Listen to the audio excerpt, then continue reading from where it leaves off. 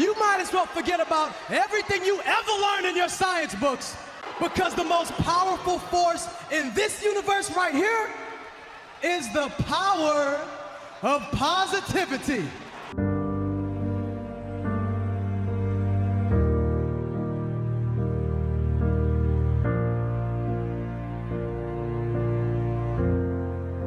This was not a good one, guys. You know how sometimes if you're a fan of a really terrible team in football, you see people show up and they wear like paper bags over their heads? This was one of the worst pay-per-views I have seen in years. I'm so ashamed to be covering this shit. It screamed holding pattern, it screamed pointless, it screamed nothing progressing. I don't want my face shown on the internet. Legitimately, one of the best things on WWE programming for a month has been a guy punching another dude right in the penis.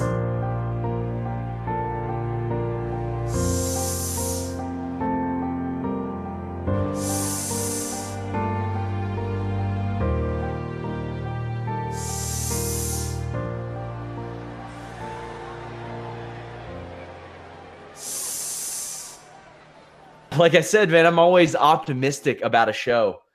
It's The List and your boy with Jimmy Van and Sean Ross Sapp. All right, we are live. What's up, you guys? Sean Ross Sapp. It is May 9th. The List and your boy number 71 brought to you by FightfulSelect.com. Of course, you can get all your free wrestling, MMA, boxing news over at Fightful.com. FightfulSelect.com, our new premium service. Mosey on over there. Check it out. I just finished up a Q&A podcast just before I filmed, or just before we're filming this, but lots of stuff at Fightful Select. Just head over there. Check it out. Jimmy, we have survived the night that wrestling died to 3. How are you feeling? So first I got to ask you, what did you think of that video intro this week for the... I loved it. You like it? I loved it. I actually gave Nigel a tentative idea for a future intro of List and Your Boy, which we'll discuss at some point. That's cool. So I watched the beginning of your Backlash post show podcast, because I was curious for what you thought. And when Alex said, "I am ashamed to be covering this shit," wearing the mask on his face, that brought a smile to my face, and I thought, I have an idea for this week's List and Your Boy. And so we put up a wonderful Power of Positivity video. And here's what we're going to do, Sean. We're going to change the format today, all right? Yeah. So the last, I'd say, 6 weeks of WWE television, right? So we had WrestleMania, the first half of which was on pace to be one of the greatest WrestleManias ever, and the last half of which I could have booked better in my bathroom with my toddlers. Then we had the greatest... You don't have to book in your bathroom anymore. You have a play set. There you go. Okay. Then, and I'll tell you a story about that in a minute. Then we had the greatest Royal Rumble, and it was a lavish set that they had, and a very high-dollar thing, but creatively it left a lot to be desired. Then we had the Backlash pay-per-view, which was one of the worst pay-per-views in the history of WWE. Then we had Monday Night Raw, where Lashley's talking about stuffing a rag down a throat and saying hi to his sisters. So, after the last 6 weeks of that, I decided today we're going to focus on the positives. Remember what Paul Heyman used to always say, right? Accentuate the positives, hide the negatives. Yeah, so today we're going to focus on the positives, Sean. This is going to be the Power of Positivity podcast. And I actually, some of these stories might be negative, but I'm going to find a positive spin to them, Sean. That's what we'll do. And that's what we're doing today. I want to start off today by telling you a story for the Sean Ross Sapp file. That's what we're starting with today. This is not a stupid people story. This is a story for the Sean Ross Sapp file. Okay. You're going to like this one. Nigel's going to like this one too. Oh, nice. So my daughter is 3.5. She's basically mastered the whole potty training thing. But the conundrum she's having right now is, they get to a certain age where now they think they're a big girl, right? They're not a baby anymore. And so her conundrum is, someday she doesn't know, should I use the special seat that goes on the toilet, or should I just use the toilet seat by itself, right? And some days halfway through she'll decide I don't need it, and some days halfway through she'll decide I want it, right? So yesterday, we're doing this on May 9th. Yesterday, she had to go poo-poo, as we say, in the Jimmy Van household. And I noticed that she was spending a lot of time in there, Sean. Uh-oh. You know, more time than normal. And whenever I would knock on the door, you know, baby, are you okay? Do you want my help? I'm not done yet. I'm not done yet. Finally, she said, okay, I'm done. What I discovered was on that particular occasion, she decided halfway through, I don't want the baby seat on top of the toilet. I'm going to just use the regular seat. So she got off, took the thing off, went back on the toilet, but the poo-poo was coming, Sean. All right? Oh, you got daddy daycared. So what happened was when I opened the door, not only was there poop all over the toilet seat, not only was there poop all over her backside, not only was there somehow a nugget on the wall across from the toilet, but I looked at her and I said, did you get anywhere else? And she looks at me and she said, yeah, I got some on my hands. So I checked her hands. I checked her hands, and her hands were pretty clean. And I go, where is it? And she goes, I wiped it on the towel.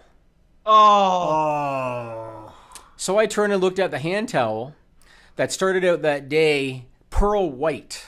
Oh, no. Right? It started the day pearl white. And by the time I looked at it at around 6 p.m., 6:30 p.m., it looked like a vanilla chocolate marble cake. Oh, God.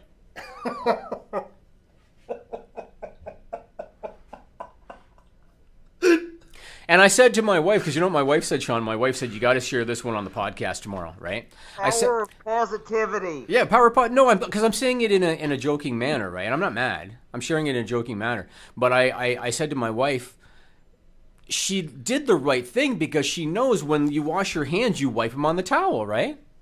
So in theory, she kind of did the right thing. Where she, I guess, messed up is she didn't wash her hands first. But she at least knew. Order of operations. What's that? Learn the order of operations eventually. I guess.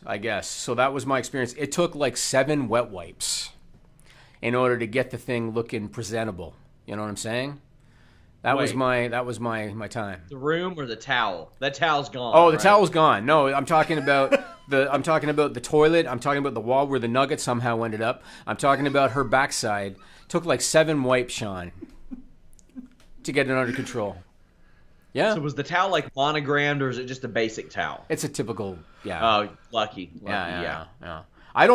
I realize you call me the eccentric millionaire. I don't spend money. I haven't called you that in like a year. I know, but I don't spend money on that kind of stuff because to me it doesn't make sense. So like I'm not going to get monogram towels. Well, I mean, you never know what somebody might have gotten you for like a wedding gift or an anniversary gift. That type of stuff happens. I mean, that's fair. There's all kinds of shit in my house I would have never paid for, but people. And there was all kinds of shit in my bathroom yesterday, Sean. And I'm sure you wouldn't have paid for that either. I wouldn't have paid for that. No. That was my day. So since we're going to be, this is going to be a positive podcast, talking about the positives of pro wrestling in May of 2018, let's start off by talking about Seth Rollins. Let's do it. Now, I love your idea that you have, and we'll see if that comes to fruition, and you can share that in a minute. So of all of the questionable things that are currently happening, Seth Rollins is kind of like a shining light. He is. You know what I mean? Right now, he's a shining light. He is doing what The Miz did for the Intercontinental title, and he's just upped it a notch. And you want to talk about WrestleMania 34, Finn Balor, The Miz. They had a really good match. Then at the Greatest Royal Rumble, he had a really good match with Finn Balor. At Backlash, he had the only good match on the show. Yeah. The only good one with The Miz. And The Miz is underrated too, and I should have him on here too for positivity. But anyway, and then the Open Challenge on Raw. Now, I like the Open Challenge concept. I think it's a little overdone now, but I still like it. It gives new guys an opportunity. When I saw Mojo Rawley come through that curtain, Sean, I thought, oh, God, help me. Because I don't think much of Mojo Rawley. I think that if his friend wasn't who his friend is, he probably wouldn't even be on the roster, in my opinion. And Seth Rollins somehow got a decent match out of Mojo Rawley. Did. So good for him. And you know what? I even love the fact that had a promo too. I was going to say Monday Night Rawley. I thought that was good. Right? Yeah. That was good. Mojo has been consistently one of the best promos and actors on the roster over the last several months. I find it hard to take him seriously. Yeah, because he comes off like a goof, like Gronk does when they show videos of him on TMZ partying somewhere. He just comes off like a goof. It's hard for me to take him seriously, but he's a big athletic guy. There's no question. You know? Yeah, and somebody brought up that he did that bronze spot on the outside, and I was like, poor Mojo doesn't have anything else. And he went full speed ahead on that.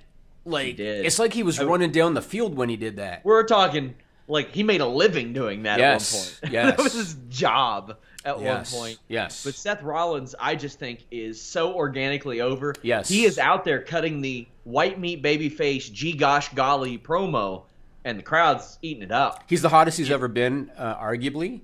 Obviously, As when a babyface, for sure. As a babyface, for sure. When he cashed in Money in the Bank, obviously that was a big moment for him, probably the biggest of his career. But he's definitely there. And your idea that you have, I want you to go ahead and share that idea that you have for him. Yeah, it ain't easy to make baby faces. It's not easy. It's a lot easier to make somebody hate people or then sarcastically like people. But I think Seth Rollins is there right now. He is there right now. Eventually, one, they should do away with immediate rematches. Get away from them. That way you don't book yourself into having to make a guy lose twice. Seth Rollins should have maybe one of these open challenge gets the best of him, no sweat. He moves along and challenges Brock Lesnar. That is the match. I think it should I wish it would happen at Money in the Bank. It's not going to happen at Money in the Bank. But if it happens at SummerSlam, that'd be fine. Seth Rollins should be the guy to beat Brock Lesnar. Roman Reigns should win the Money in the Bank. And then immediately after Seth Rollins beats Brock Lesnar, then Roman Reigns comes out, spears Brock Lesnar, spears Seth Rollins, and steals Seth Rollins' championship that he just won. Mm-hmm. I think that is the most compelling, interesting story to tell. You have a guy that people like in Seth Rollins. You have a guy that a lot of people are indifferent towards in Roman Reigns. There's just so much natural storyline there. Yeah, there's a lot. You're right. The fact that Roman Reigns can't get the job done against Brock Lesnar. The fact that Seth Rollins stole his glory again. Mm-hmm. The fact that Seth Rollins once turned on Roman Reigns. So much of Roman Reigns' frustration would be rooted in truth. The difference is Seth Rollins, unlike so many other face heel turns we've seen, he came out and he straight up said, guys, I fucked up. I'm sorry. Sometimes that's all it takes. Like all these people that dig themselves into holes as characters or even in real life, sometimes I screwed up, I'm sorry is all it takes. And Seth Rollins has come across as genuine in everything that he says and does. Oh, my God. I think that Roman Reigns does not have to be a babyface to be the top guy. Right. Seth Rollins can be the top babyface while Roman Reigns is still the top guy because I think that's as hot as a feud gets in 2018. I guess it depends on your definition of top guy. Yeah. Because to me, Roman Reigns is not the top guy. I don't think he's really ever been the top guy. Just because they position him as the top guy. I still think you could put a lot of other guys in that place. The merch would have sold as well or better, I think. That's the argument I always get. A lot of people say, oh, but his merch numbers. And I said, well, I would hope that his merch numbers are good. 4 years at the top of Mania. I hope so. His merch numbers should be good. Yeah, they should. And there was another discussion that I had. Somebody said, oh, their stock numbers are the highest it's ever been. Well, imagine how high it would be with a compelling program. Yeah, it's nothing to do with Roman Reigns at all. Yeah, it's a compelling program, and there have been a lot of smart business decisions on their behalf.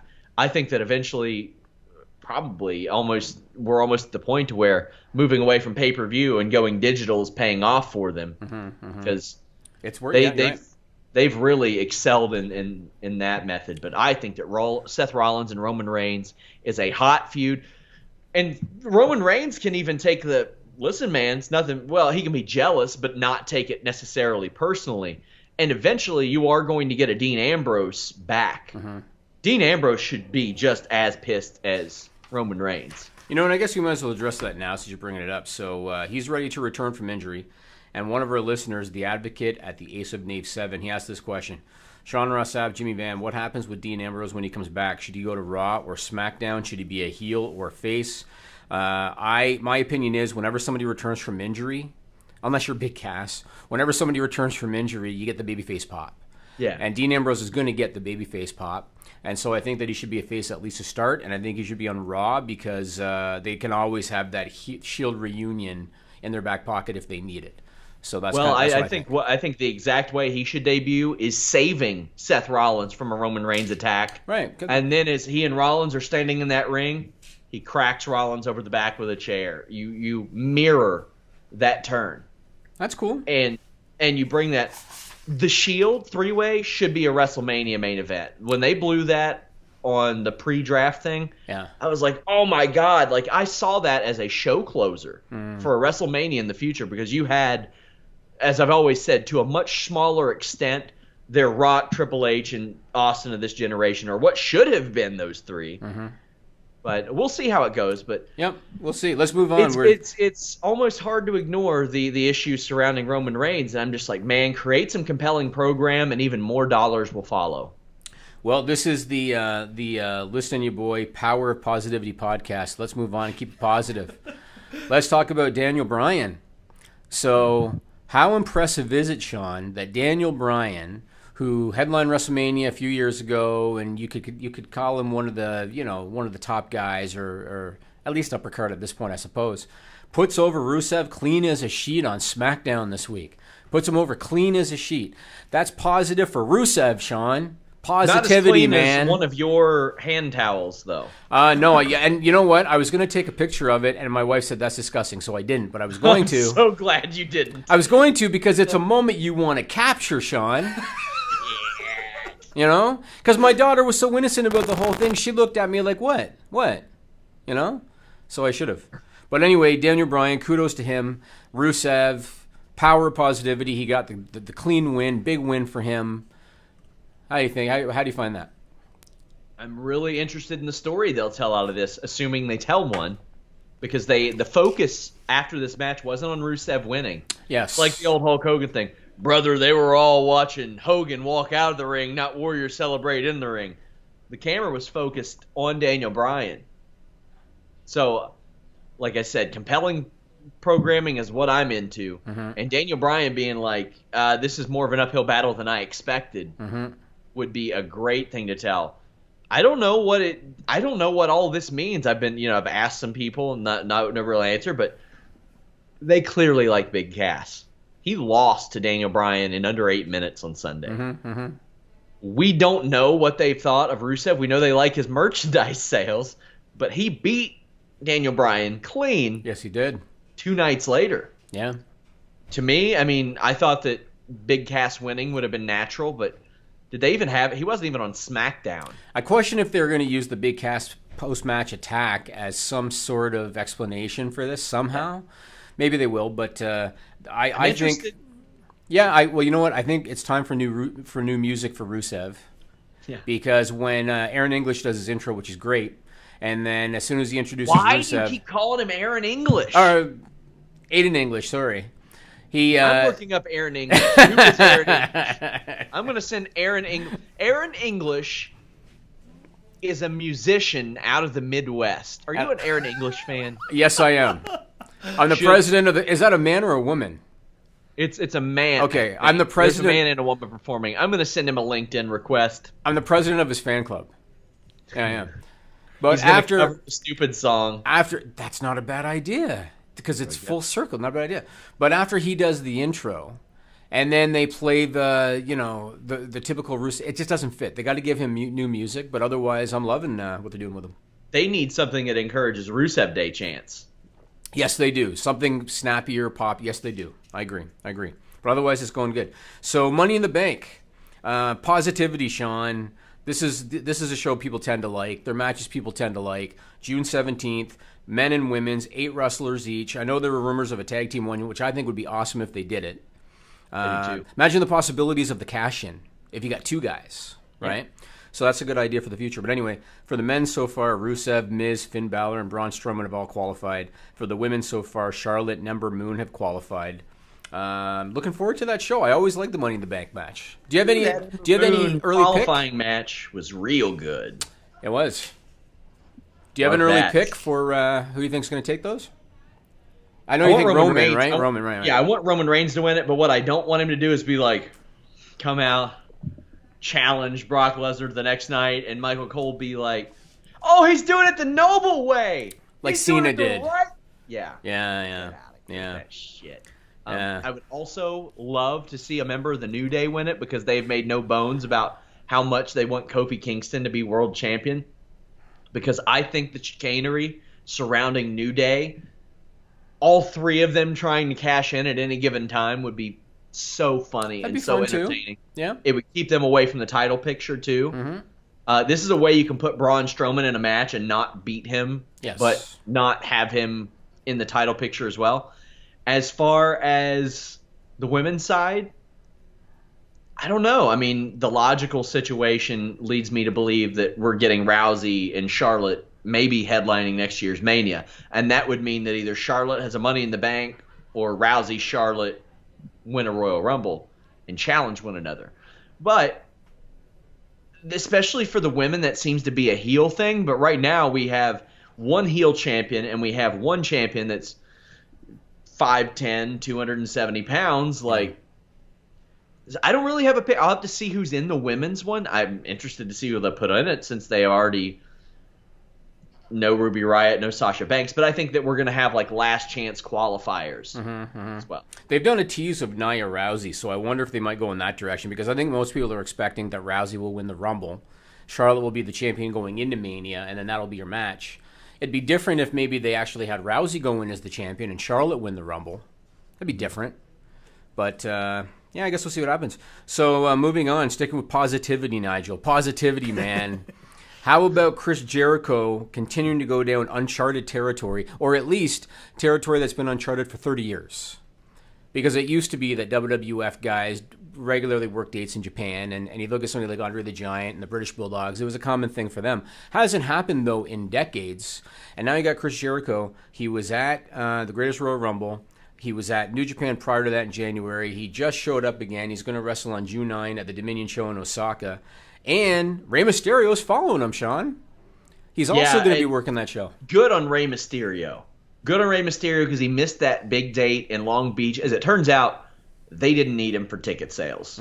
Wasn't necessary. I hope he works Cow Palace too. But I got a lot of respect for Rey Mysterio for having a lot of offers. He does have a lot of offers on the table right now. And him saying, I'm going to make good on that date that I was supposed to make in Long Beach because it meant a lot to the company and it meant a lot to the fans there. So, like I said, a lot of respect for that.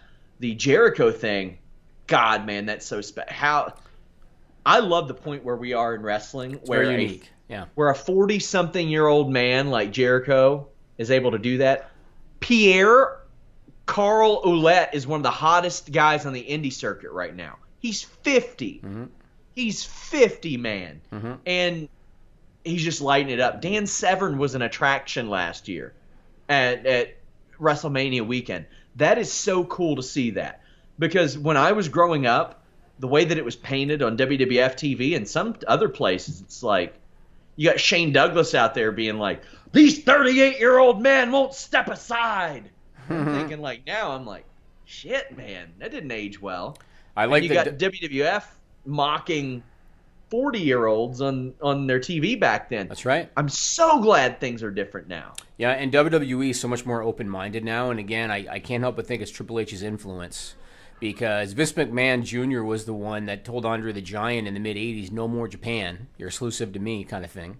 And I know that it was always a riff with him and the Dynamite Kid, was the fact that Dynamite always had Japan in his back pocket. But now they're letting Jericho go back and forth. They're letting Rey Mysterio be a minority owner in Era Lucha, just like us. And yet he still is doing the Greatest Royal Rumble. Like, they're open-minded to other promotions, and I like it. I like it because... By the way, Era Lucha has tapings next month. Pat Fannin, our weekday guy, said that he's interested in maybe going. I don't think there's any reason why Era Lucha shouldn't be giving us free tickets to send him there. I think I need to show up and ask where the booking room is.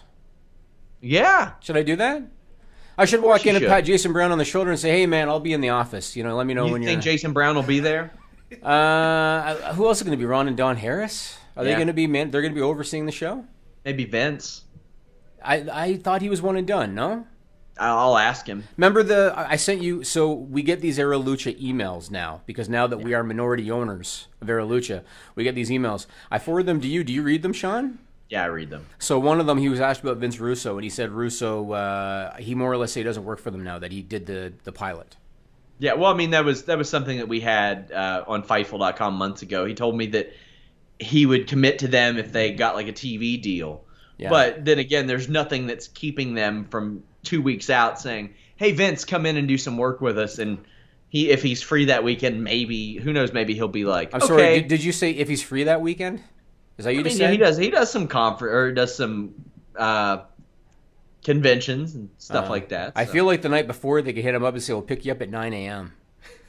Maybe he would. I don't know. Maybe well, anyway, he'd play hardball like he does with us. Good for Chris Jericho, because I think it's very interesting. Moving on, positivity. Hulk Hogan, he gets a Lifetime Achievement Award for the Boys and Girls Club.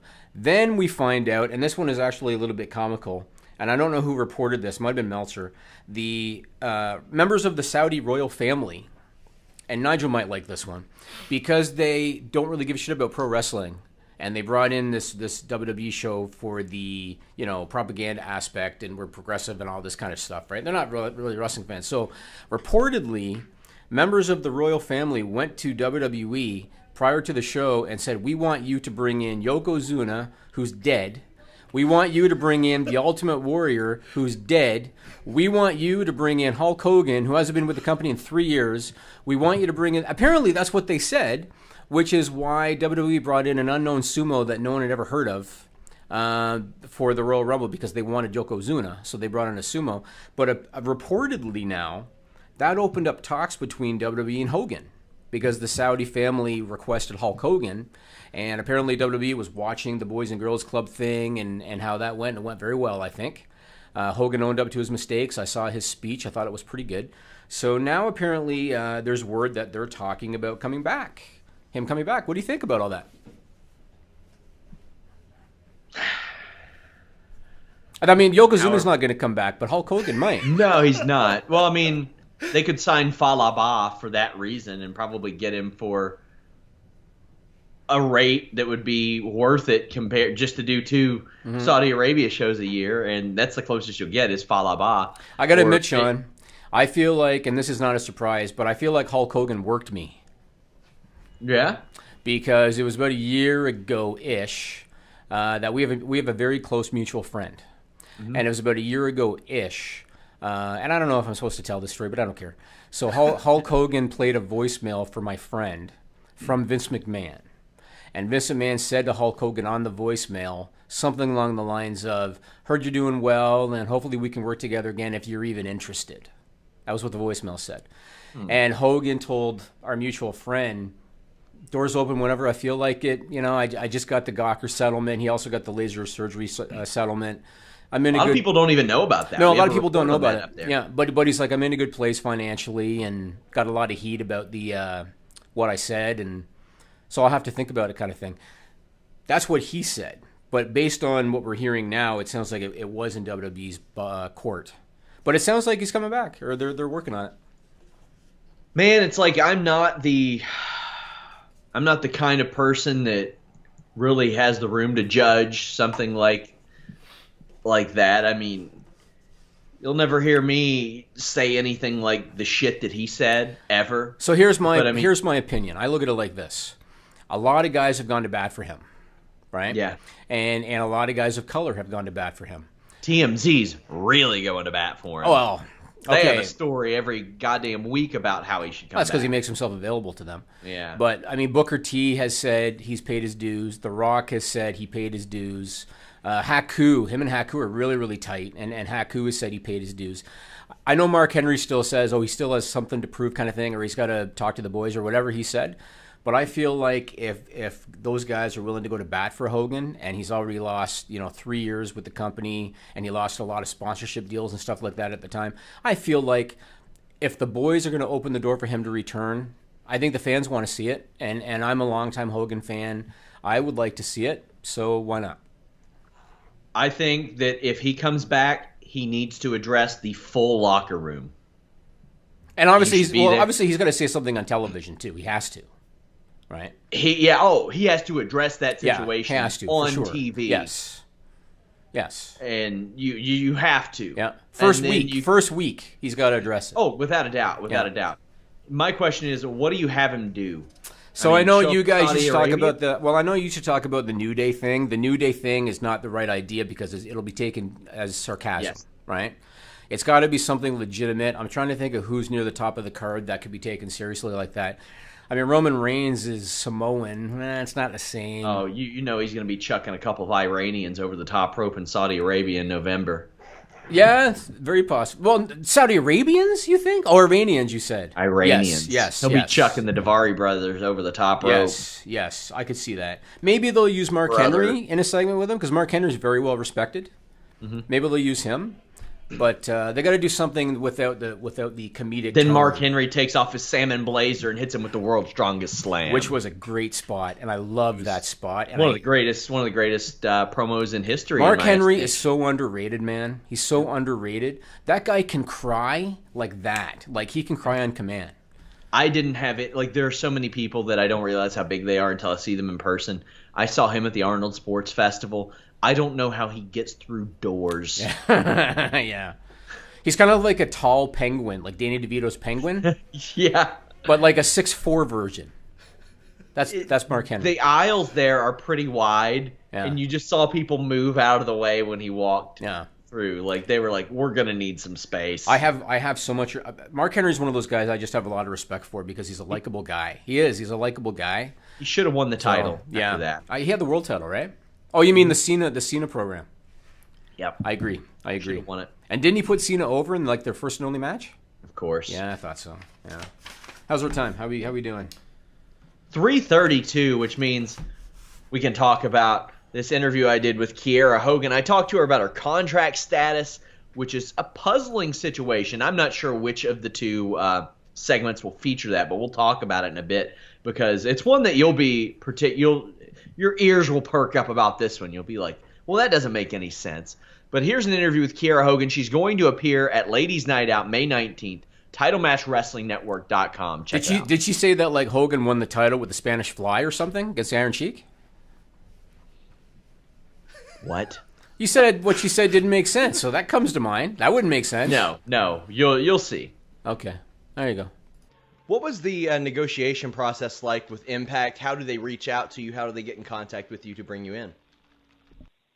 Well, I actually was trying to get in contact. Well, somebody was giving me information that Sanjay Dutt was trying to get in touch with me a couple months before I actually got signed. And Jeremy Borash actually got in contact with me after a Shine show and asked if I was doing the Mae Young Classic, and I told him no. And he was like, well, I want to send in your information for maybe an upcoming tryout or something. And I was like, sure. A couple weeks later, I got in contact with Scott D'Amore, who asked if I wanted to sign a contract. And he sent over a contract. I signed in a couple of days, and I was signed in June of last year. You're 23 years old. How long have you been wrestling? 3 years. So it has came together pretty quickly for you, it would seem. What did you expect to be featured on national TV this soon in, or maybe did it come a little later? Did you think that maybe it would come easier to you? I definitely figured it was going to take some time. I kind of came to that conclusion very early in my career. But when I got signed to Impact, that definitely came quicker than I thought. I did have a WWE tryout a couple years ago, like when I very first started, maybe 6 months into my career. And it went okay. They said they liked me. I got a maybe. But being signed with Impact was something I kind of like drove past. I was like, oh, maybe it'll happen, maybe it won't. So when it did happen, it was kind of a shock because it was really out of left field. What was that tryout process like for you? Oh, man, it was terrible. I tried so hard to condition myself before because I kind of already knew, like, the process of it. My manager at Twin Peaks actually, she had done a tryout before, and she was telling me about it. And, like, I really tried to prepare my mind for it. But nothing could compare you for what they have for you. Like it's very strategic, very it feels very military. It's just very set up. It's very hard, just conditioning, and it was definitely an experience though. Like just all 3 days, it was just crazy to even be at the Performance Center so early in my career. I think I had like 5 or 6 matches, and it was just an overwhelming, crazy experience. What type of feedback did you get from them? Because obviously you were really, really young in your pro wrestling career then, if I remember, just a couple of months in. I got some good feedback. Like they really wanted to see me like be super dedicated. They were really trying to just see like if you were going to quit, if you were going to say, I can't anymore, like, who was going to be the first one to stop. And I just really tried to push myself. So I got really good feedback. They could tell I was really, really pushing myself and really wanted to do it. They called me like the little shrimp because I was little and I just moved really, really fast. That was their nickname for me that weekend. But they really liked my fire gimmick. They thought it was really cute, especially for me. And they loved that my name was Kiera Hogan. And they laughed because I was like, I'm a Hogan just with a little bit of fire, and they thought it was really cute. So they seem to really like me. I just haven't heard anything in a couple years. And we're back. Now, I mentioned to you, because I don't know which segment it will air in, but I know I spoke to her about it a little bit in both of them that will air. By the way, this interview was up early for Fightful Select subscribers. Check it out, FightfulSelect.com. So is the Listen Your Boy intro. That was up early, too. And Stupid People Extended. There you go. There you go. But Kiera told me, I was just discussing with her. She's like, yeah, my contract is up next month being June. And I was like, really? You started in January. Also, I had heard Impact wasn't really signing people to deals. They would just bring them in, work with them, whatever. And it's worked well for them. Their numbers are up. The quality of the show is up. And she said, well, actually, I got signed last year in June. And that shocked me a little bit. I was like, really? Last year in June, you didn't wrestle at all in Impact last year. Why was that? She's like, I don't know. That seems weird to have somebody under a deal for that long, and then her first match, she pops up, beats Chelsea Green, who obviously was something in Impact. But I still question if it was per appearance. I still question if it was per appearance because that doesn't make any sense, especially with their financial constraints. Well, here's the thing, Jimmy. You saying that it doesn't make sense and then trying to apply sense to something that is involved in Impact Wrestling in 2017 at the time. You know something? Your timing couldn't be better, Sean, because this is the Power of Positivity episode of Goddamn the List right on Your Boy. it is. And the next thing on my list is Impact Wrestling, Sean. Yeah. So how about that? Impact Wrestling getting a rub from WWE. You want to talk about WWE being progressive, getting a rub from WWE on Table for Three episode that was just uploaded to the network with Shane McMahon, Kurt Angle, and AJ Styles. They showed footage from an Impact match in 2008 between Kurt and AJ, and then at the end of the show there was a graphic on the screen promoting Impact's Global Wrestling Network. Put up that screenshot, Nigel. So they actually promoted the Global Wrestling Network on the WWE Network. One of our listeners, Stephen Wilson, sent in this question. I'm sure Jimmy Van can share some light on the value of this on this week's List and Your Boy. Now, to me, this is a double-sided coin, this whole thing. And I'll tell you what I mean, and then, Sean, you can chip in whatever you want. So Impact Wrestling's best opportunity to potentially get paid subscribers to their network is by getting their product in front of the eyeballs of people that have proven that they're willing to spend money on a wrestling streaming service. Yeah. Right? That's your best opportunity. Obviously, if somebody has shelled out the money for the WWE Network, those people are a good opportunity for you to convert them to subscribers for your network. So in that regard, that's a positive for Impact Wrestling. The flip side of that is that Impact Wrestling has put all of their eggs into the Twitch channel basket, right? Yeah. And they've chosen to put all of their special shows, and they have the new one with Anthony Corelli, and all of that stuff is on the Twitch channel and not on the Global Wrestling Network. And what that means is if somebody watching this Table for Three on the WWE Network and they decide to check out Global Wrestling Network, they're going to see a half-assed thing because they put all their stuff on the Twitch channel. My question is, and I don't know this, and I would like to know this, I would like to know if the Twitch channel was a necessity to the survival of Impact. I'd like to know if there was a board meeting and the bosses told Scott D'Amore and Don Callis, because obviously Twitch has given them a licensing deal and it's not dependent on subscribers, whereas Global Wrestling Network, they only make money if they get subscribers, right? I want to know if the board told those guys, we either do the Twitch deal and get that licensing money or pulling the plug. Because if that was the decision, then it makes sense that they put everything into Twitch. If that wasn't the decision, and if the board said we're gonna run this thing out like we've been saying, then I think it was a major mistake for them to neglect the Global Wrestling Network. Because again, anybody seeing that on WWE Network, they're going to see a half-assed thing that they probably won't subscribe for, because who's going to spend that money for like a handful of matches on their on-demand? Right? They're playing the hokey pokey with what their priority is. Yes. I know one thing. Their priority 100% should not be on $40 pay-per-views. Nobody's going to buy those. Another thing, I'll throw it into how I experienced it. You know, I'd mentioned to you, making a budget, cord cutting is a thing that's going to happen to me this year. I look at options of streaming services. I find Pluto TV. It's essentially a free over-the-top TV service. You get like Glory Kickboxing channels, Fail Army, some stuff like that. Impact has a channel on there streaming all the time. I watched some of it the other day. Are you familiar with Cody? Yeah. Have we talked about this before? Yes. Okay, Cody has everything, man. Yes, I know. Not that I'm gonna endorse pirated content, Nigel. Man. I'm not endorsing it, man. Sounds like it. No, all I'm doing is It saying. sure as shit does. No, all I'm doing is saying what I've heard. What I've heard is that some of the sports pay-per-views are available on Cody. It's what I've heard, Nigel. Well, So, the thing is, a birdie told me that, reimbursed. Nigel. I get reimbursed for them for my job. Yeah, you do Thanks, because by the you're way. really spoiled. It's true. Thanks, by the way. But yeah. I I let you expense your phone now too. Yeah, that's true. Yeah. The Cody might need you to reimburse the whole thing.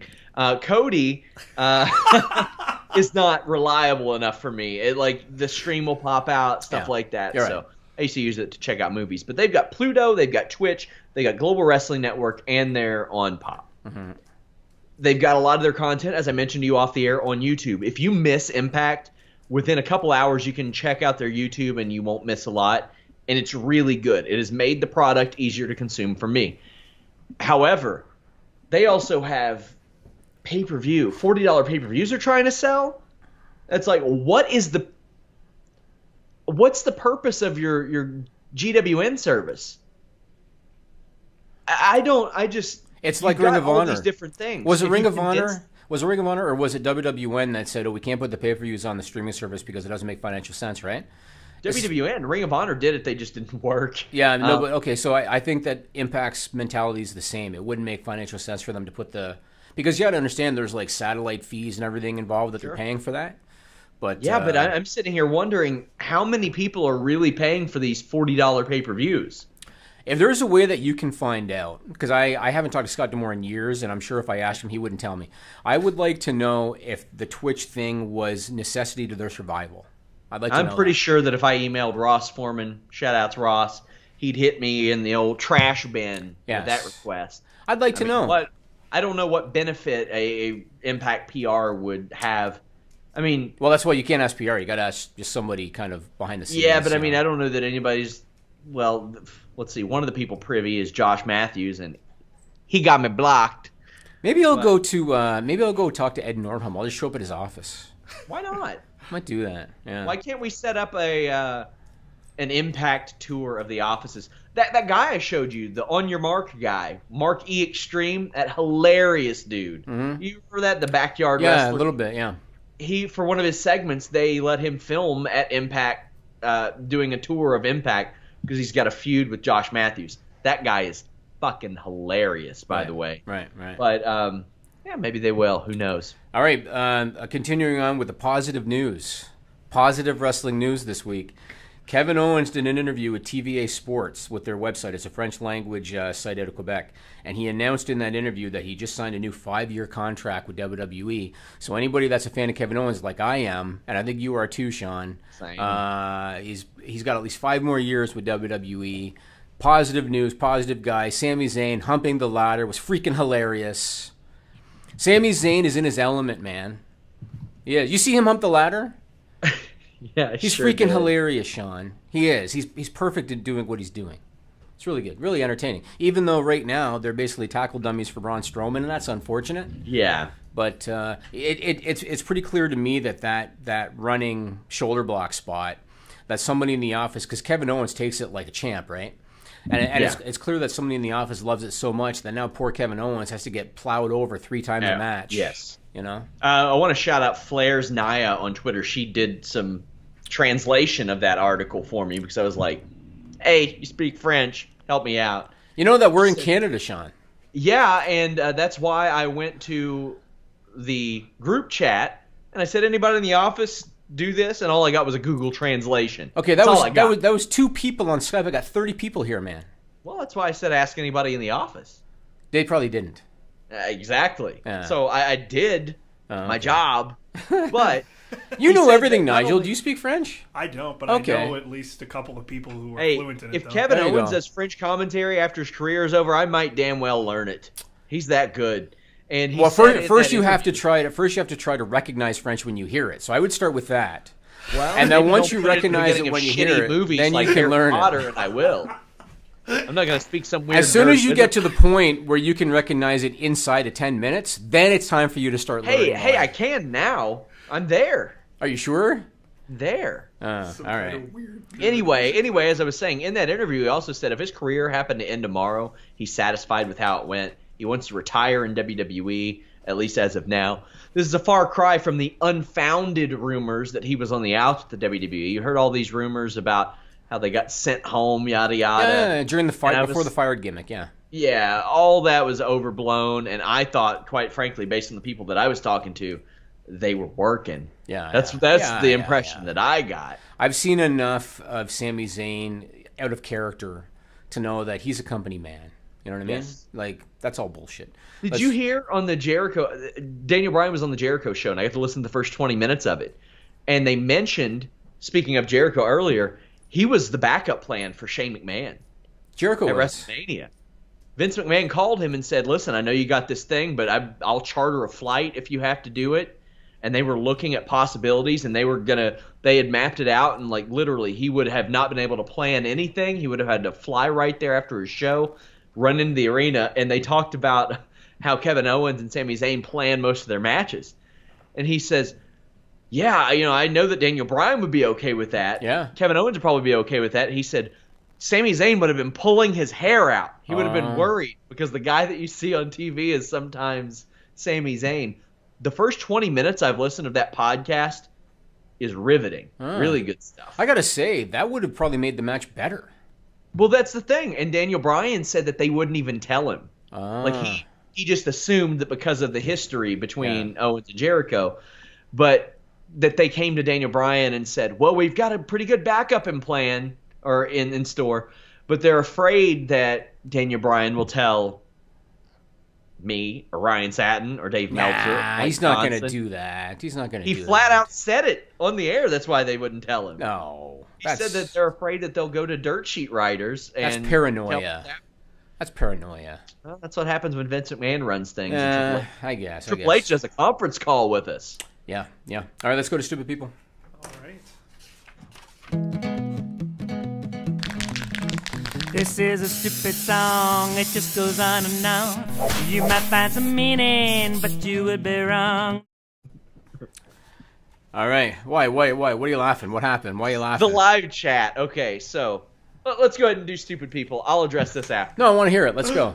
Okay. Don't weird nerd wizard So language. our least watched live show is the MMA show on Tuesdays. It's just because our bread is buttered in wrestling, we're growing it. But the live chat there is the most goddamn hilarious. Oh, okay. Because they always give people that we're talking about nicknames. So if we talk about Joe Rogan, they'll play off of what he says on his podcast, like, "Joe, a coyote attacked my chicken and my dog saved it, Rogan." Or okay, so you're using that to explain what? What's my name on the show? Is that your Tyler saying? James said, "Jimmy, what I heard, Van."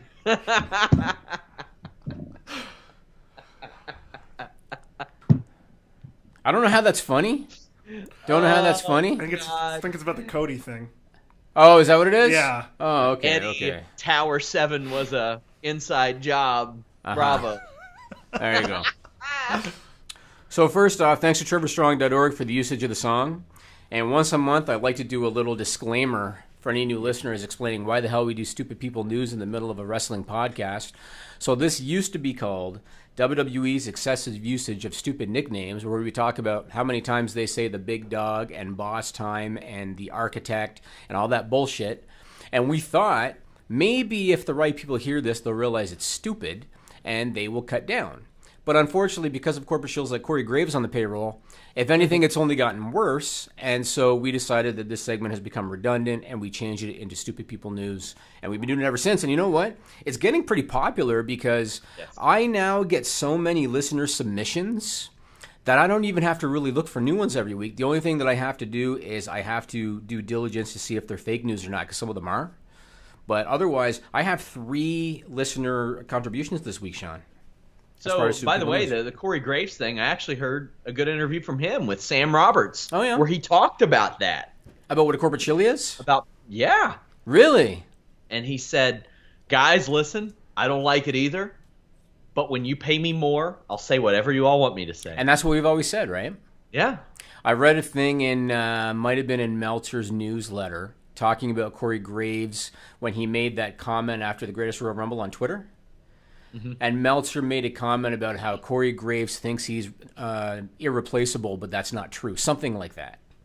Yeah. As if to say that Corey Graves figured, I'm on both shows now, I can say whatever the hell I want. And that's why he posted that on Twitter. But hopefully he doesn't think that, because Vincent Mann thinks otherwise, right? Hey, Corey, buddy, if you want to talk about it, Sean@Fightful.com. If your contact info was out there, I'd reach out to you, since you and Booker T want to make sure that journalists reach out to you. Right. The offer's there. I would love to interview Corey Graves. So this first one was sent in by listener Reverend Smiley, and it was reported by KUSA TV. That's his name on Twitter, Reverend Smiley. And it was reported by KUSA TV 9 out of Denver, Colorado on May 4. This one went viral, so you probably heard this one. A 26-year-old woman named Angelique Sanchez walked into a 7-Eleven, and she put a container in the microwave. The container exploded, and it damaged the microwave. The woman was told to clean up the mess. She opened up the microwave, and she wiped the contents of the microwave out onto the floor, and then she took off, right? Police were called, and she was found a half-mile away at a health clinic where she was waiting for a physical and urinalysis for a future job. It turns out that container contained urine, and she was heating it up in the microwave because she had to prove that it was body temperature, which is 98.6 degrees. And so what that tells me is that probably wasn't hers. Probably wasn't. And she probably went to the 7-Eleven to heat it up to try to pass it off as hers. The best part was she was questioned by police, and she denied that it was actual real urine. She said it was fake piss. She was issued a summons for damaged property, like $500. I used to work at a GNC, and some of the products sold there were cleansing products. Somebody walked in and said, "What can I take to pass a drug test?" We would not be able to tell them anything. Mm-hmm. The policy was if they walk out the door and right back in the door and they say, "I need a cleansing product," we would show them where they were. People will go to weird lengths. Like, I've seen them study the backs of this. I've heard people on the phone trying to get clean piss. Mm-hmm. I can't say that I've ever heard anybody microwaving their piss.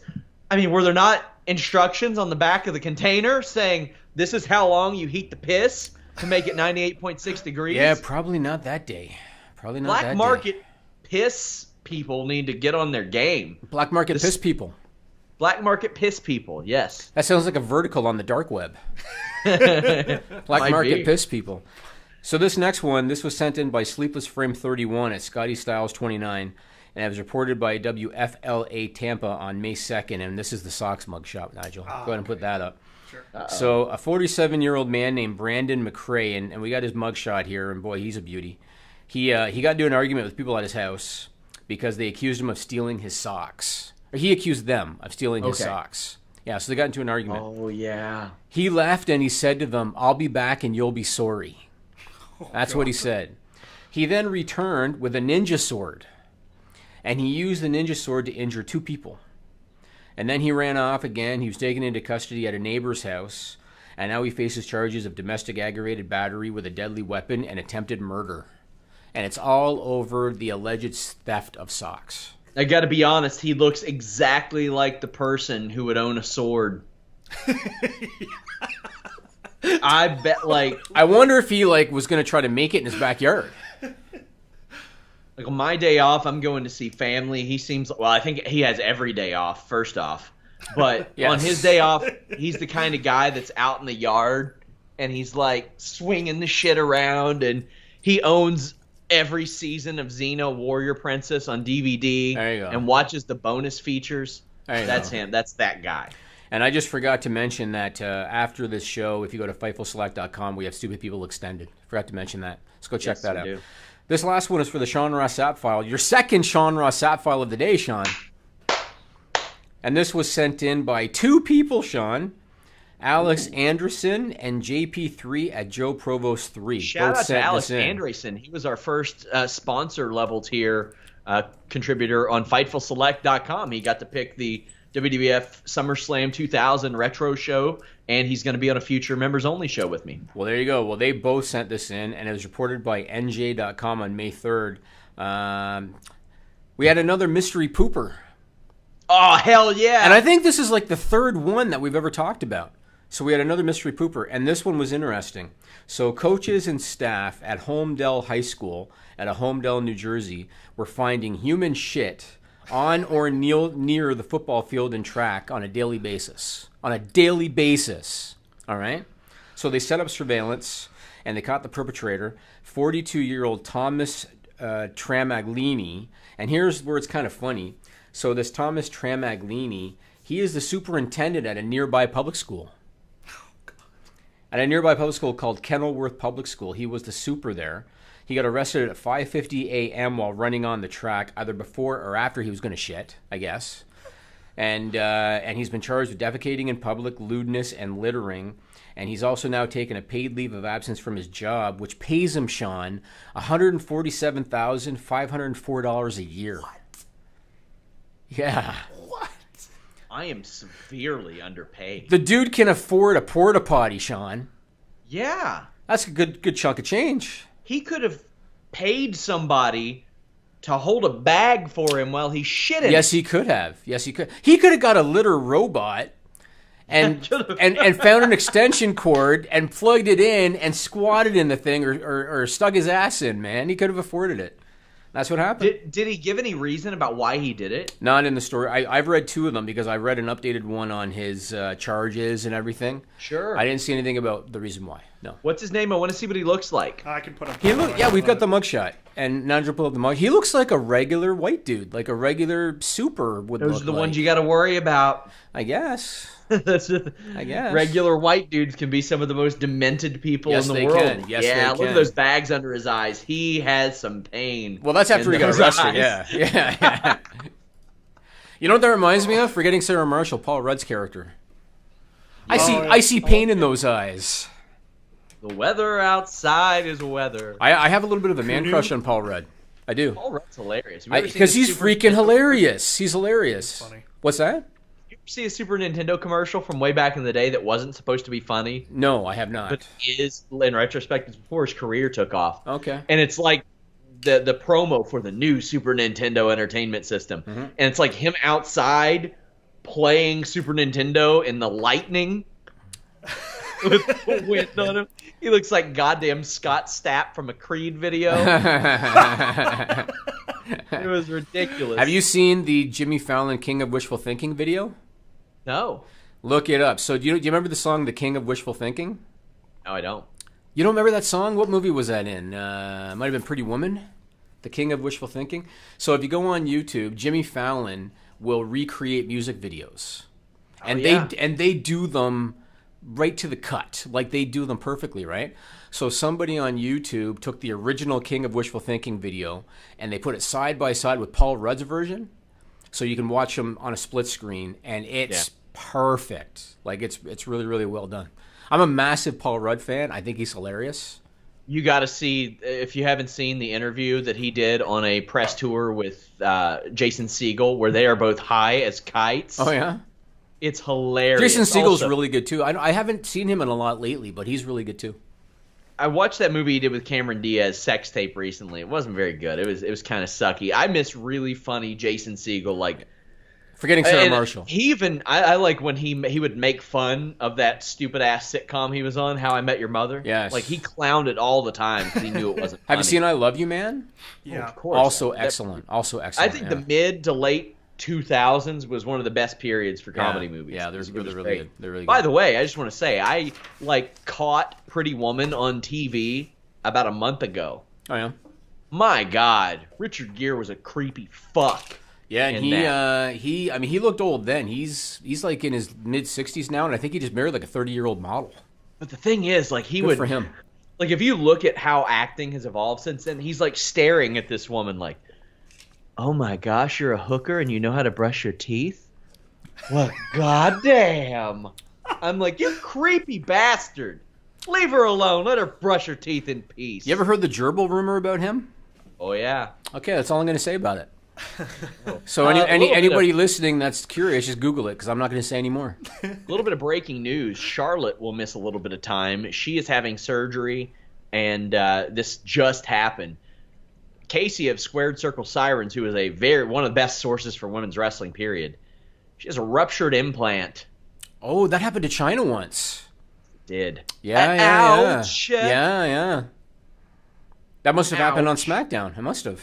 Yeah, that's unfortunate. Get well soon, Charlotte. Yeah. Okay, so we're sticking with positivity. So the four horsemen of MMA, after they did that tease at the Mae Young Classic, right, against the four horsewomen of WWE, now all four of the MMA horsewomen are officially under WWE contract. WWE just announced that Jessamyn Duke and Marina Shafir have both reported to the Performance Center. And we know that Ronda Rousey and Shayna Baszler are already with the company. So that means that we might have that match, those four, against Charlotte, Bayley, Sasha Banks, and Becky Lynch. That could come to fruition, Sean. Yeah, I've got more on this on the Fightful Wrestling Weekly on Friday, and I'll talk about it on the Fightful Weekender. But I've been told that WWE expects both Marina and Jessamyn to get basically twice as much ring work as every other recruit. So that's something to look out for. Jessamyn, I think, would have been signed eventually, regardless if she ever knew who Ronda Rousey was. Marina, not so sure. I know WWE had interest in Duke a long time ago, or at the very least, Gerald Briscoe did. Wouldn't it make sense to do an elimination tag at Survivor Series, and then that's where you tease the Charlotte Rousey matchup? You start with the Survivor Series. Yep. We're booking the show, Sean. It seems so simple in execution. It's not that hard. That's what you do. That's what you do. I have seen Jessamyn do chain wrestling, and I was asked for feedback on it, and I had none. Because it was good? That's why? Yeah, it was very impressive. Okay. She's really tall, right? 6 feet tall, yeah. Okay. That's why, like, I first met Jessamyn in 2011. She fought on an amateur card that one of my MMA coaches did. And as I walk into the venue, you know, amateur MMA cages are way smaller than UFC cages. 6 foot tall woman throws a body kick across the cage. It looked like she took up half of it. And the first thing in my mind that came up, especially back then in the Diva era, holy shit, she would look great in a pro wrestling ring. And I got to train with her once, and I even mentioned to her, I was like, you should give that a go. But at the time, she was one of the top 145-pound MMA prospects in the world, but that didn't work out for her. She's going to be something really, really good, and she has a knack for it based on Triple H's own words. So Good. We'll see what happens. So moving on. So, boy, this one's going to be tough to spin positively, but we're going to try, Sean. Uh-oh. So kudos to Low Key for trying to be a life coach, because a life coach tries to help people, and that's positive, Sean. So that's how I'm going to spin this one. So kudos to Low Key, trying to be a life coach, trying to help people, and that's positive. However, David Bixenspan, who does some work for us, he did a story on this. Nigel's got a screenshot. You can go to Fightful.com and check out the exclusive story about Low Key's life coach webinar that David Bixenspan took part in. Apparently it didn't go that well. Yeah, it didn't. Now, this comes a month after he no-showed a match with Matt Riddle. In fact, the last text message I have to Matt Riddle, which he has not replied to, is, was Low Key scared of you? And then I followed up with, are you scared to tell me that Low Key is scared of you because I'll report it on my show? He did not reply to either one.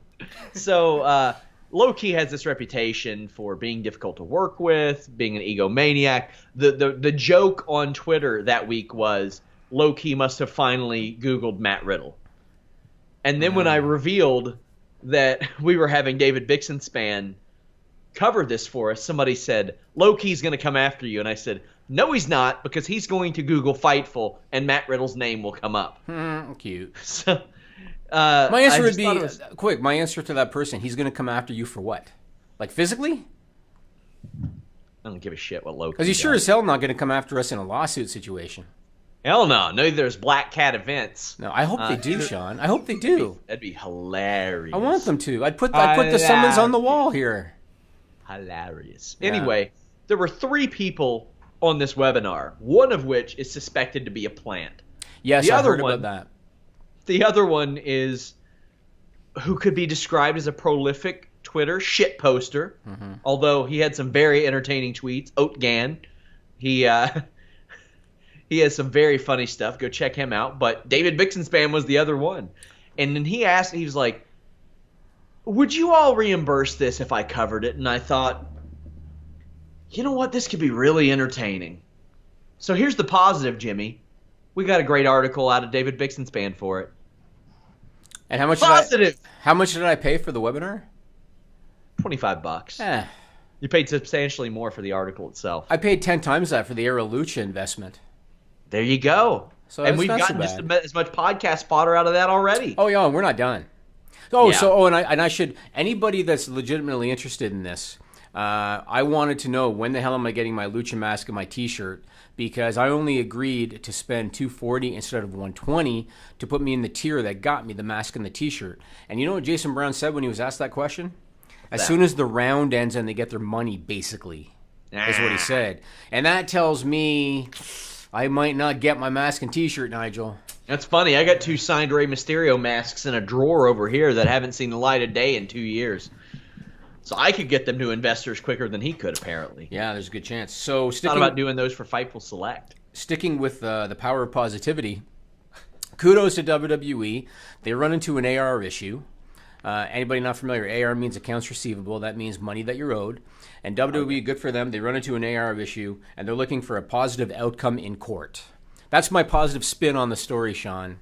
So good for them. So Pro Wrestling Sheet reports that WWE is suing a TV distributor based out of Lebanon called Trans World Television Entertainment for $337,000 in change for unpaid licensing fees. Apparently they agreed to the deal with them. They were distributing the show, and then they were going to be getting their own rights, and they didn't pay WWE back. I can tell you from experience, Sean, because I've been down this road before with uncollected money and you got to get legal involved. Getting your money from a company based out of Lebanon, that's going to be a real challenge for WWE. Yeah. But good luck to them. That's a good chunk of change. $337,000. You know, I had trouble getting a few $100 out of a company from the UK a couple of years ago. Lebanon's a challenge. But yeah, we'll see Lebanese way different. So yep. Good on them. Yep. So keeping with the positivity, Sean. You've said that 800 goddamn times. Because I'm really driving the point home. Okay. You know what I mean? Dude, I dealt with Backlash. Look, I don't get a lot of free time to watch wrestling live. I've told you this. I always have to kind of watch it back later on. I was took a day off for the Greatest Royal Rumble, which I missed the first 2 hours. Damn. After I took the day off, because that's how my life is sometimes. So Backlash, I got to watch most of live because my wife put my daughter to bed that night. So I was able to get most of Backlash live, and it was utter shit. All right? Yep. And that's why I want this to be a positive podcast, because people get tired of constant bitching all the time. You know what I mean? That's why I go into my shows optimistic. Right. My job is to watch wrestling, ultimately. That's cool. I was posting on Monday night. I was posting things about, like, why are you still making Elias be healed? People want to cheer him. Why are you doing the stupid selfie promos because they're dumb? Why are you doing this and this and this? And I would put hashtag I want to love this show. Yeah. Because I want to love the show. Of course. They're making me not. They're making me angry, Sean. I want to watch the show.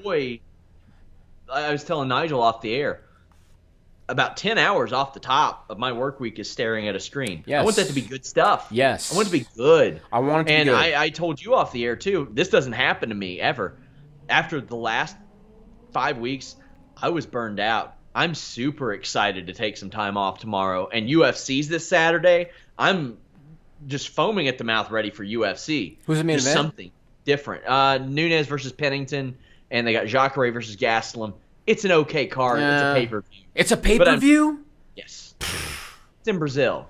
They're going to sell out Brazil. So 125,000 buys domestic. Good for them. I think they'll do 150, 175 maybe. The Chicago show looks really good next month. Which one is that? That is Covington and let me see.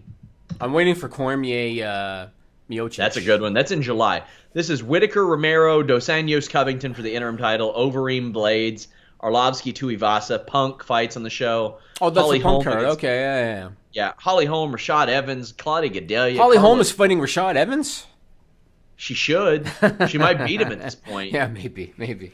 So back to the positivity. So Heath Slater, he has a wrestling school in Morrow, Georgia, called Face to Face Wrestling, and he's in a partnership with Ron Simmons, Teddy Long, and Jazz. And he posted this photo on Twitter with his newest trainee. Check out this monster, Sean. All right, this guy's name is Zeus Frazier. His name is actually Zeus Frazier. He is Yeah. 7 feet tall. He weighs 315 pounds, and he is the son of former heavyweight boxing champion Smokin' Joe Frazier. And look at the size of that monster. And what I was thinking is, so Joe Frazier, how old was he when he passed? Wasn't he like in his early 70s? Dude, I was thinking the same thing when Pat told me about the story. Yeah? He was probably in his early 70s, right? Yeah, and I looked and let me see how old Zeus Frazier Because is. this kid looks like he's mid-20s to me. He looks young. Yeah, he is. He's a very, very young guy. Joe was 50 when he had this kid? Yeah, I think so. Kudos to... God bless you, Joe Frazier. Your left hand was the bomb. I'm a big, long-time boxing fan, and I have so much respect. The Joe Frazier, Ali, Foreman era beats the shit out of anything you see today in terms of what those guys did to each other. And Frazier was a legend with that left hand, man. So, but I'm starting to see heavyweight boxing kind of come back around with Joshua, maybe Fury's coming back. Deontay yeah, but that was the era back then, though. That was the era. I'm just saying, just now it's starting to really get interested in for me because in the '90s it was nice too. You had Lennox Lewis, Riddick Bowe, Holyfield, Tyson, obviously. But you know that Ali and Frazier sort of. You have Ali and Frazier. They had such a heated rivalry, right? And Ali used to always, because he was better on the mic than Frazier was, so he would always kind of take advantage of him, kind of embarrass him on television.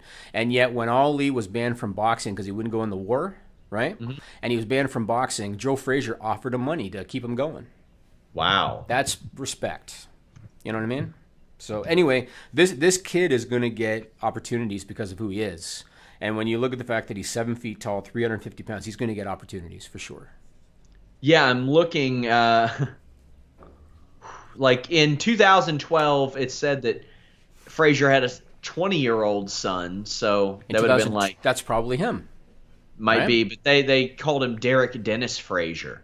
So maybe Zeus is his name. He's got another son. What was his other son's name? Not Orlando, but it was something similar. And he was the one that Mike Tyson hit the uppercut in the corner and knocked it. His feet came off the canvas. Is that Marvis? Was it Marvis? That might have been. It was Marvis. It was Marvis Frazier. It took him like 30 seconds. And the uppercut lifted his feet off the canvas. Yeah, he got was beat by insane. Larry Holmes real bad too. Yeah. So that's a cool one. I should have had this one higher up on the show. I have good news. And this is good news not only for Sean Ross Sapp. Raise! This is, well, not yet. But this is good news not only for you. This is good news for all Americans. All right? Yeah. So I know that we have Americans listening Canadian to the show. Citizenship, eh? No, only for Americans. I know that we have Americans listening to this show right now. Sean Ross Sapp, this is news for you. Good news. Good news for all Americans. Put up that Twitter if you know what I'm talking about, Nigel. Yep. According to the Combate America's Twitter account, Alberto El Patron got his American citizenship. Listen, Melissa, I know you're watching. I know you had fun in North Carolina. You can't be that hard to emulate. We can trade, like, citizenship. Her job can't be that tough. I can do that. She can do mine. I'm ready. I'm ready to go. Congratulations, man! You have a new compadre, and he's one of you. Maybe he'll come live in Ewing. Maybe. You know, he has a better chance of making his restaurant successful here than he did in San Antonio. There you go. It's possible. More maybe people spend maybe money he'll here buy the than house San next Antonio. door and he'll let the dog off the chain, man. You know, he might. So kudos to him, Alberto Del Rio, Alberto El Patron. Good for him. Dogs run all around the town in San Antonio. Shithole that place is. I spoke to Kiera Hogan. head of Impact, or not Impact, head of Ladies Night Out 2 again. Head of Impact. .com. Well, she's on Impact. It's got Morzelius all of a sudden. Kiera Hogan. You can see her on Impact Wrestling every Thursday. Take a listen. We'll go back to Impact briefly before we wrap up. What's your deal structured like with them? Are you with them just for a set of tapings at a time? Are you locked into a long-term deal? How does that work? I am fully contracted to Impact. I am set in stone there. Like I said, I signed in June of last year, and I signed for a year. So my clock is ticking, but I am very excited because I do really want to re-sign. I love it there. I love the production. I love everybody in the back. I just love how everybody works there, and I just feel like the company is continuing to grow. I think it's just going to get bigger from here. I think the little hiccup that they had, I think is finally like coming to an end, and I really think that Impact's going to do some big things this year. I'm really excited to see where I go, where the company goes, where the knockouts go. Like I'm really excited to be a part of this company. Yeah, we see the reflection of the change in their numbers. The numbers are climbing. I thought Redemption was just a lot of fun. Your match with Taya was fun, so much fun to watch. It was a good time. I'm really interested. Like it looks like they're going back to Toronto in July. Will you have to re-up before that? Probably. I know I'm going to be there for June 1 and 2 in Windsor, and I think I will be there for the July 22nd pay-per-view as well. So probably, but I haven't heard anything yet. So why weren't you used for those first 6 months or so? I know that there was a major shift in management at that point. I'm not really sure. I just was kind of going with the flow after I signed. I did get asked to do tapings, and then things just didn't work out. The timing was wrong. I think they were just kind of waiting for timing. Explained to me a lot of why they were waiting for timing, and I completely understand. Like, it's all about giving the best first impression. So I'm glad I was able to do it when I did. It was the beginning of a new year. Like, people are really going to be tuning in because they want to see, like, what new things they're going to be doing. So I think the time that I started was good. And then, of course, the debut of Su Yung was right behind me. So I think we did debut at a pretty good time. Well, Kiera, I want to thank you so much for joining me. You all can check out Ladies Night Out 2 Saturday, May 19th from the World Gym Arena in Texas City. And you can stream it at TitleMatchWrestlingNetwork.com. You can get more information at realityofwrestling.com. Kiera, anything else before we go? Make sure to check out, like you said, Title Match Wrestling, Reality of Wrestling. It's Ladies Night Out May 19th. I'll be facing Lucha Underground star Eva Lee for the second time ever. And I think you guys want to check out this card. Kylie Ray, Jordan Grace, Hai Young, Ivory, Robin. We just have a really packed card, and I think you guys definitely want to stay tuned for that. All right, we're back. You all can hear that full interview, youtube.com/Fightful. Of course, we have several articles coming up on that. Head over to FightfulWrestling.com. Click that exclusives tab. There's probably a ton of stuff that you guys have just missed that I've posted up there. But we have just tons of interviews, podcasts, all that stuff. And, of course, you all can get early access to these interviews at FightfulSelect.com. Jimmy, sticking with positivity, you had a playset made for your kid. Yes, I did. Oh, I was going to tell you the story about that. So, yes, I did. I had a playset installed for my 2 kids at my new house. It was just installed today. I showed you guys pictures of it. I was going to tell you the story. Try to picture me in this situation, all right? I went to the warehouse where they had them set up. It was in Mississauga, Nigel. Okay. I went to the warehouse where they had them set up, and they're elaborate. You know, you guys saw the pictures of mine. They're elaborate.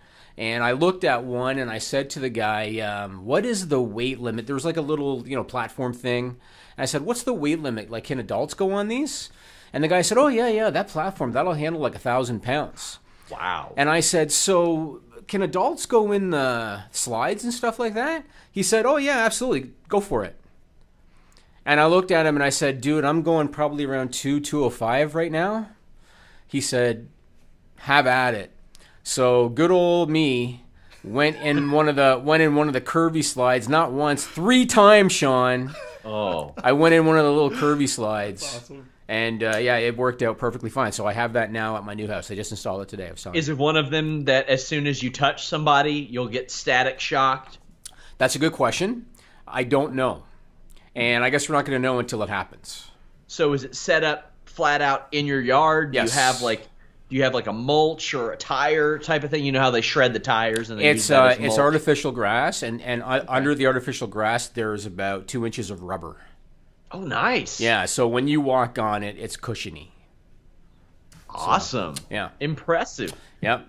So I was telling Sean off air, if I ever decide to bring you back to Toronto, I will bring you. I'll invite you to my house, and you can go swinging on the swings with my. Oh, I'm going over the bar. I'm doing it. Well, it'll be an amazement. It's not an old school swing. It's underneath the platform, meaning that if you try to go over, you're going to end up probably hitting your face against a side of something. But ridiculous.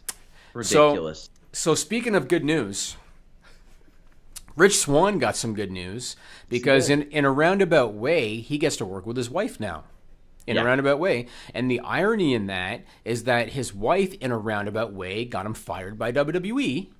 And so now, in a roundabout way, they get to work together. So isn't that ironic, Sean, how it all kind of came around? So Rich Swann, he's been appearing lately with some co-promotions of Impact Wrestling, and then the footage shows up on their Twitch channel. And the next one he's going to be doing is June 3rd for Destiny Wrestling in Toronto. That's Anthony Corelli's promotion. Again, it's going to be airing on the Twitch channel. And like I said, his wife, I forget her wrestling name. You'll know. Remember? What was it now? I don't know. What was the real name? Lisa Yang or something? I don't friggin' know. Sue Young? That's it. Yeah. So she's an Impact, so they get to, in a roundabout way, work together. So congratulations, Rich Swann.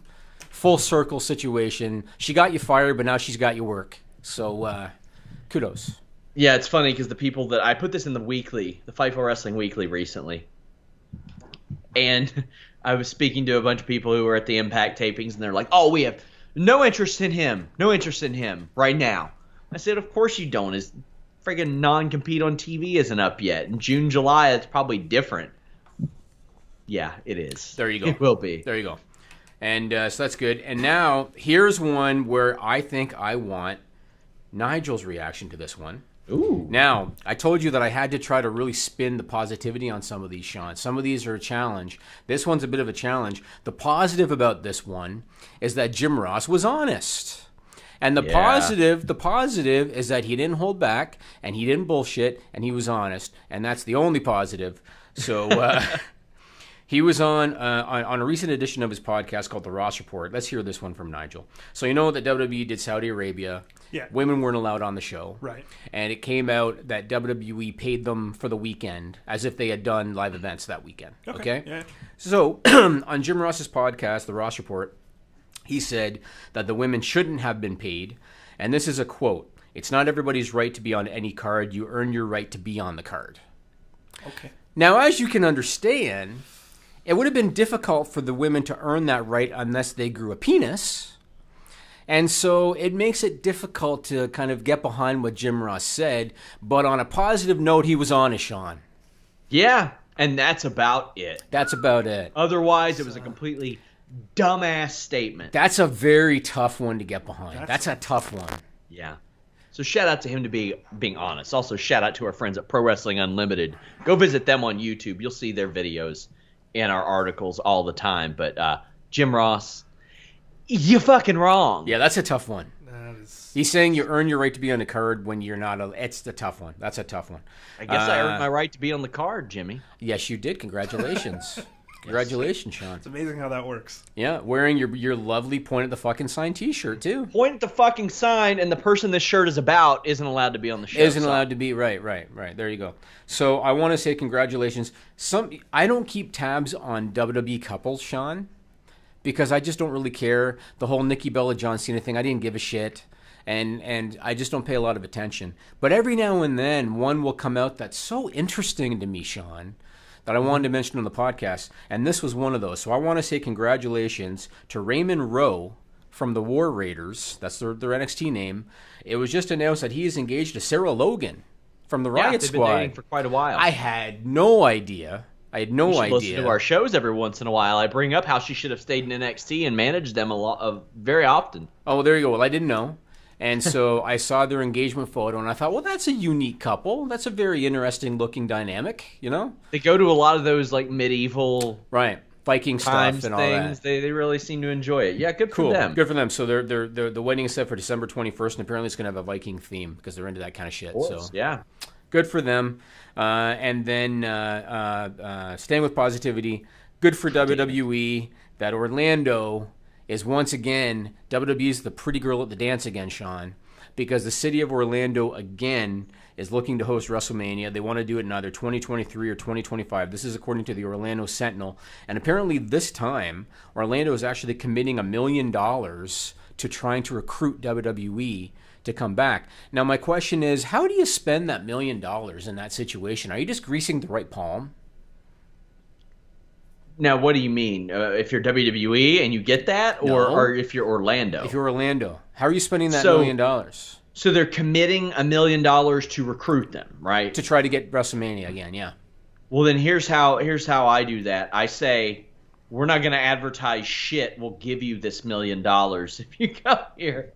It seems to me, I mean, obviously it's probably one of those things, like you've seen the movies where the universities are recruiting the football players from high school, and they'll have like the pretty girls waiting at the bus station when they get off the bus, and they have the band playing when they're walking into the, like that kind of stuff. So maybe it's something like that. You know what I do? If I were the city of Orlando, I would maybe throw, I don't know how much structures are and stuff. I'd build WWE a physical Hall of Fame in Orlando is what I would do. I mean, why not? That'll take more than $1 million to do something good. It would take $1 million, more than $1 million, but you would have WWE's help furnishing it, obviously. But yeah, I would say we want your Hall of Fame here, and I don't know why the hell it wouldn't be. I think if I could talk to the mayor of Orlando, I would tell him, save your $1 million. Because WWE will return to Orlando every few years due to the weather and due to the location of the Performance Center.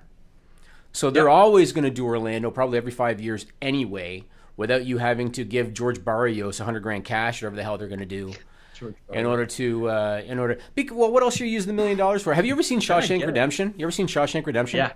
So there is a scene, because I've seen it way too many times. There's a scene where the dude from the warden is giving out contracts to his buddies in the construction business, right? And there's a scene when one of the contractors gives the warden, he said, "Oh, my wife just made you a lovely pie. You know, she just baked it for you." And when he lifted the box cover, there was a bunch of cash inside, right? That's basically what the mayor's going to give George Barrios and Vince McMahon and Triple H and Michelle Wilson, is a nice, lovely pie that his wife baked with that $1 million. Because what else are you going to use the money for? Nothing. It's going to go in the pockets. Exactly. Yeah. My God. Yeah. Is that all the positivity we have for today? I could probably come up with more, but yeah, I think that's probably all I have for today, Sean. You know what? This has shifted my mood a little bit, as I mentioned. I do that, Sean. I do that. I like doing this show. Yeah. It's if you ask people in here what they think of me, I'd say like a solid 65% will say I'm not an asshole. Well, I mean, I told you the morale there took me by, I don't want to say took me by surprise. It was noticeable when I was there. I'm sorry, did it take you by surprise that people weren't looking to murder me at the Didn't I just say didn't take me by surprise? Well, you kind of changed your thought halfway through the sentence. Well, that's because son of a bitch. I'm not even doing it. This is why I do this, Nigel. This is why I do it. I watch him on all of his podcasts, and all of his guys are kind of in line, like Alex and Hawkins and even Joe. They're kind of in line, and so I'm here to ruffle the feathers a little bit. That's why I'm here. Yeah. You're here, what, to troll my ass off? Is that just have a little fun with you and keep you in line a little bit, you know? Me in line. Yeah. So are you going to go on my playset if I bring you to Toronto? Or are you going to... probably, yeah. Yeah? Because I would like to take video footage of you. So I showed you that there's like a little tunnel thing with like a window on the end, right? I want to take video footage of you crawling in there with my daughter and waving through the window. I could do some like parkour on it or something. Or try. I want to see you with children. I want to see. I volunteered at a Boys and Girls Club of America for years. What if I said to you and your wife, hey, come over to my house and my wife and I are going to go watch a movie and you're babysitting? Oh, my wife would probably be like, "Well, do they have any Riverdale on the DVR?" And what if I said you misunderstood, Kiera? You're coming with us to the movie. Oh, that'd be an issue. Your kid would have shit would be on more than a towel. I tell you that much. It'd be all over the place. Her shit or your shit? Who knows? I'm not ruling anything out. Okay. Stone Osborne in our chat says, Jimmy's cool for a millionaire. If he was poor, he'd be an asshole. If I was poor, I would definitely be less lighthearted than I am. That's for sure. That's for sure. Oh, my God. Did I ever tell you my story about when I used to work in a really shitty-ass job and how I handled it? Did I ever tell you that story? No. Okay, I'm going to tell you this very quickly. Whenever you are an employee, and I shouldn't say this, but I think I take care of people here, so they're not going to feel this way. Whenever you're an employee and you feel like I make dog shit money and I'm disrespected and ownership thinks nothing of me and blah, blah, blah, blah, blah, those are dangerous employees for an employer because those are the ones that don't give a shit. Yep. Right? And that's a fact. And I used to work a job where I made no money and I was always overlooked and the executives always got all the perks and everything. And right next door there was a breakfast shop, a diner. Right? And I got to the point where I thought, I'm sick of this shit. I don't care if I get fired. I don't care. And so I would take a morning break and have breakfast next door. And I would sit on the patio. And then as the executives would walk by to go to the office, I'd raise my coffee cup and toast them.